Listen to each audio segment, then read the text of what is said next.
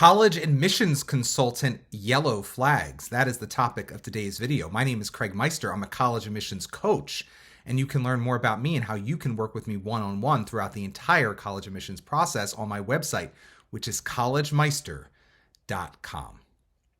So I am not someone who calls himself a college admissions consultant. I call myself a college admissions coach because I really do take a coaching approach to the entire process. I want to be sort of like your motivator, your cheerleader, your teacher, and your mentor all at once throughout this process when I work with you one-on-one, if you do work with me one-on-one, to make sure that you can reach your potential by the end of the process. And I think you do really benefit from a coaching approach as opposed to someone who bills him or herself as a consultant or as a counselor, or as a tutor, which are, again, all lovely entities, but I frame my approach as coaching. The reason I bring this up is today I want to talk, and I've talked about this a little bit in the past, sort of red flags, warning signs that maybe the consultant you're working with may not be the best for you, or maybe someone you don't want to engage it with. And I don't do videos like this often, but I have been inspired recently to do another one. And today I'm not going to call it red flags as much as sort of yellow flags, sort of warning signs that maybe you could do better vis-a-vis your selection of whoever you're going to work with one-on-one throughout the college admissions process, if you so choose to work with a college admissions advisor of some sort, whether they call themselves a coach or a consultant or a tutor or someone down the street who just does this for fun. Whatever it might be, if you want to seek out support throughout the college admissions process beyond what is available to you at your high school, I want to give you two hints today about sort of things that you may want to look for in that potential person you are considering before you sign on the dotted line or decide to move forward and pay that person potentially for his or her services. Of course, this is my business. I work doing this. This is my professional career. I've been doing it for almost 20 years, 18 to be exact this year. So I've been around the block quite a bit. But some people do it sort of pro bono or volunteer as sort of a side gig in order to help people in their community, at their church, in their neighborhood. And sometimes those people are extremely valuable people too. But what I'm talking about really today are those individuals who are, paid professionals that you would consider working with. So yellow flag number one today, again, there could be many, but I want to just talk about two today, is number one, does the person you were considering hiring or working with and therefore paying throughout this process, or even for just a part of this process, does he or she or they have, because it could be multiple people, because we'll get to that in point number two in a second, but does this individual or these people have experience not just as a college admissions consultant or an educational consultant, but also as an admissions officer? Do they also have, or does she or he also have experience as a director of college counseling in an independent school, or a college counseling team lead in a public school or parochial school, or just a college counselor in any of those settings, or a guidance counselor, depending on what they call it at different schools? They can be different things. But have they worked in a setting other than as a private, independent educational consultant? I think you would benefit from someone who's had various experiences, or at least more than one, because they can see things from various perspectives that someone who's only ever been a college admissions consultant cannot see. Now, again, there are lovely college admissions consultants of all shapes and sizes who may have only ever done college admissions consulting as it relates to this field, and maybe he or she or they have not worked in admissions or not actually been a director of a high school counseling office. But if someone has been those things, then you are probably in a much better position to benefit from a very thoughtful background that person has experienced, because again, he, she, or they have had those experiences that inform their judgments on issues large and small that you are going to have to navigate throughout the college admissions process. Now, yes, you may be thinking I'm building to something, and yes, I am, in the sense that I, yours truly, have been around the block quite a bit. I have been an admissions officer. I was even back in the day a student tour guide at my alma mater. I have been an independent consultant, educational consultant, now college admissions coach. I have been a director of college and career counseling at schools, I think 5 schools, on 3 continents now. So I've done this, and therefore I have benefited from all of these things. I know sure as heck that I am so much better of a coach for students navigating the college admissions process, both American and international students navigating this process through the very selective college admissions process in the United States today, than I was when I first got into the field for a fee, meaning people were paying me back 18 years ago when I took on my first client. And I just did it because I had worked in consulting as a communications and business consultant in New York after graduating from Penn. And I fell in love with the idea of sort of harnessing my communication skills, my consulting skills into an actual niche of consulting that was much more of interest to me. As I was a third child, I'd gone through the college admissions process 2 times with my older siblings. I was a tour guide. I always was my friend. I was always the friend of my peers who needed help throughout the process themselves in 11th grade, not 12th grade. I was always very interested in this process, but I'll be honest, my first year actually doing this professionally, all the way back then, 18 years ago, and I had not done all of these other things at that time yet. I was very opinionated. I had definitely a strong perspective. I think I was definitely valuable. I had a much lower fee then, but I think I was worth the money and all, but I was so much less aware of things that I am now aware of, because since that time, I have been a founding director of college guidance and standardized testing. I have been a director of college and career counseling in a school that's been around for almost 100 years. I've been a leader of a college counseling office with 4 to 6 employees and a huge caseload. I've had caseloads as small as a handful of students in a high school setting. I had caseloads as large as 135 high school seniors in independent school setting, where many parents have very, very, very high expectations. So I've seen things from various angles. I've also been a college admissions officer. So I've gone in a circular direction. I'm all the way back to where I started. But again, my approach now as a college admissions coach today is so much different than my approach as a college admissions consultant / educational consultant back when I started, because of all those experiences and what I've learned along the way. So if you are looking at different college admissions consultants, you have every right to ask whatever questions you want. Obviously, this is a purchase for you. You're the service you would want. Ask that individual how much time they've been doing this, but also, is their experience mainly or only as an independent background player, as a consultant, or has this individual or have these individuals that you're considering working with also had experience in a high school setting as a college counselor in that setting, or as an admissions officer at a college or university, public or private? You should ask these questions. It doesn't mean that how they answer is going to necessarily be definitive in helping you decide, yes, this is definitely someone I do want to work with, or no, this is someone I definitely don't want to work with, or this is a company that I do or don't want to work with. But it should be a question you consider, because you want someone to have a toolkit that is full of different tools, and you don't establish those tools by doing just one thing over your career.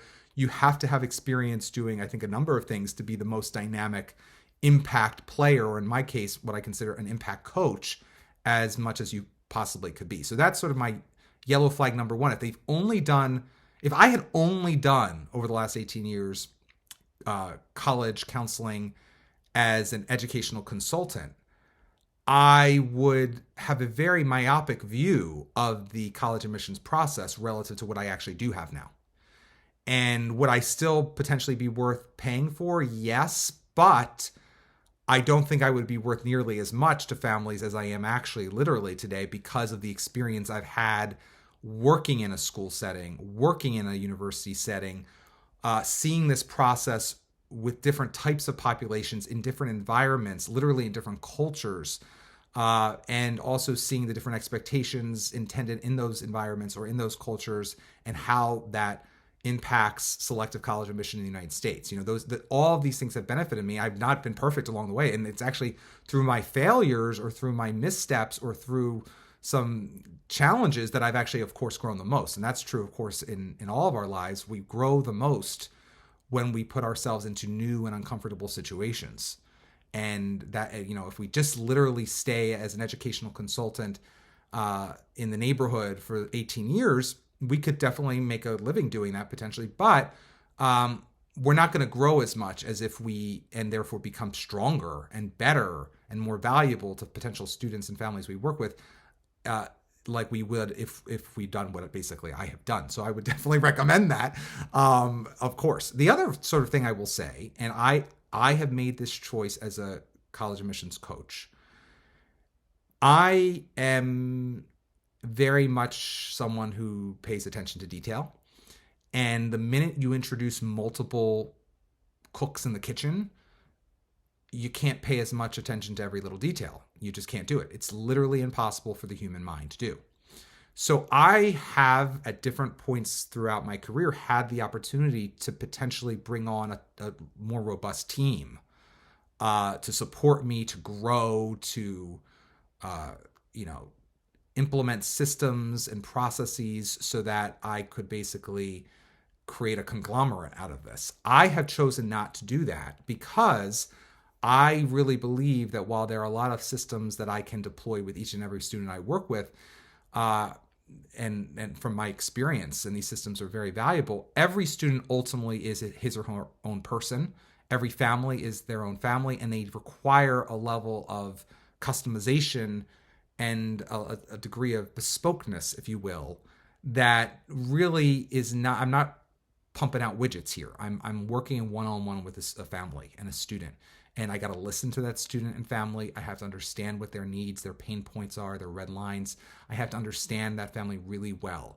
If I have a team, that is going to be harder to do, especially if that team has varied backgrounds. Now, again, there are some consulting firms out there that are branded and very proud of the fact that they have a team.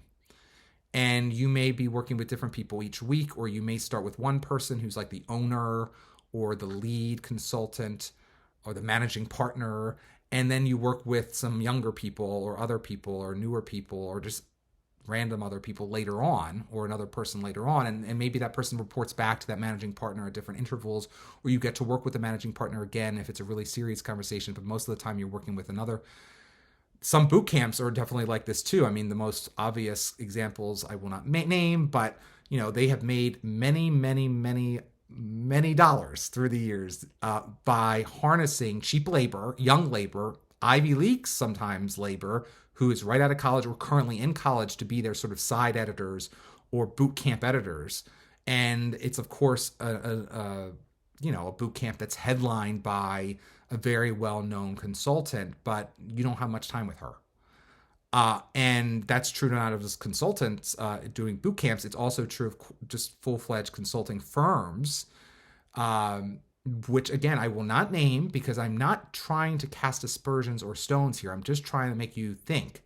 But there are some well-known consulting firms, college admissions consulting firms, that deploy all different types of marketing techniques. And one of them might be that bigger the size, the better, because they can harness the knowledge of the whole team, the whole stable worth of talent. And that sounds good, but at the end of the day, you really are at a risk in that environment, potentially, of working with multiple people who don't communicate necessarily as effectively as possible behind the scenes as they could or should. If someone gets sick one day and you're working with someone else, it's like you're wasting time. And this is something I always recommend to students and families when I'm advising them on getting an SAT or an ACT tutor. I say, look, If you can swing it financially, you should try to get a one-on-one tutor, because that way you show up every time, the tutor shows up every time, and the entire time you're working together, that person is attuned to your needs, your wants, your weaknesses, your strengths. And so the tutoring relationship will be better. Well, the same is definitely true if you were looking at a college admissions consultant or coach, in my case. You want someone who's always going to be dialed in to what your needs are and remember what you were talking about last time, or your concerns from last week or yesterday or the last draft that was edited. You want to make sure that person finishes editing for you and doesn't hand it off to someone else. All right. So I have in years past, I don't do it anymore, but in years past, there were times when I took on so many students that I would have seasonal editors with me. And I just found myself, and some were great, some were less than great, but I always found myself vetting everything that they would send out. I could never give up control. And that's just my personality. I had to make sure that whatever was edited or commented on was going back to the person in a way that would be digestible for that person and also make sense in the context of other things that I had also provided support on. So it ended up just defeating itself. I ultimately decided to take it all in-house, i.e. in me, in my mind. And so when you work with me, you're working with me. You're not working with a 22-year-old recent Ivy League graduate or someone who went to Sarah Lawrence and majored in English or whatever the heck they major in there, and is really fluffy with her words. You're working with me.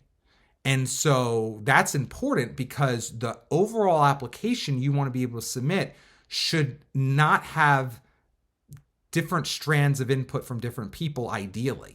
And I would even go so far as to say, look, if you're going to work with me or any consultant, you also want to try to have your parents or grandparents or friends or teachers also take a step back from your process, because ultimately, whether or not you're paying those other people, if ultimately they're going to have a seat at the table that's equal to or even larger than the consultant you work with or the coach you work with, then it's very possible that the final product you submit to the colleges or universities in your applications will not be as cohesive, as focused, and as effective and efficient at conveying who you truly are.